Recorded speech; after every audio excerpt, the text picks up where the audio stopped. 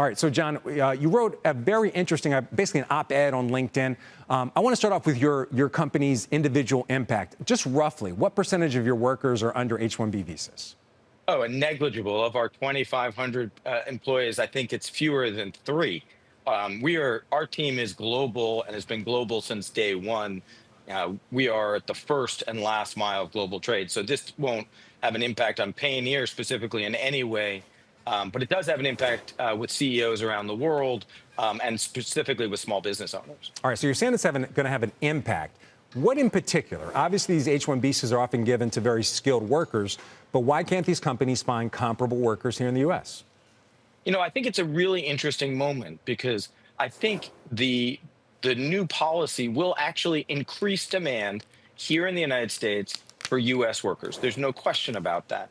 It will also drive up the cost of those workers, which will have the impact of encouraging scaling firms or small firms to seek more employees globally. And so, in some ways, rising costs will reshape hiring strategies for entrepreneurs and business owners, big and small, whether it's Amazon on their side or even small and scaling businesses that are looking for the best talent. Our view is really been, and as the CEOs I spoke with over the weekend were saying, the more global you are from day one, the more effective your operations are. So I do think in the short term will be a positive for US-based US employees, but it will in fact encourage companies and CEOs and HR leaders to seek employees globally. Okay, so that seems to be the intent of the administration, to boost domestic, I guess, supply. We're talking about people, so I don't like to use the word supply so much, but the domestic supply of these very highly skilled workers.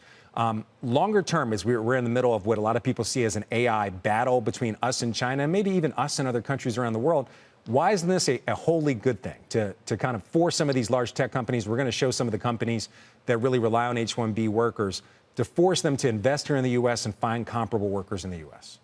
I think it's an interesting question all the way to the education system and the compensation for employees because talent is global, capability is global, brilliance is global, and so I think organizations that are looking for capable people will seek them wherever they can find them. And I think that's the sort of insight of this is that the more global businesses are, the more effective they'll be to operate. At Payoneer, we had a customer who's based in Louisiana in this town of 4,000 people, helping insurance companies handle their processes and claims.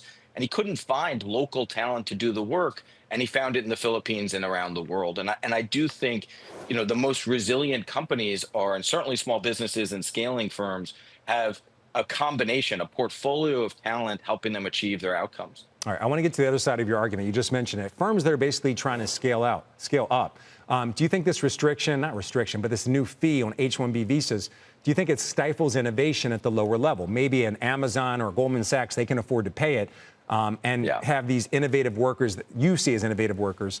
But do you think it's going to stifle innovation when it comes to startups and, as you mentioned, smaller firms?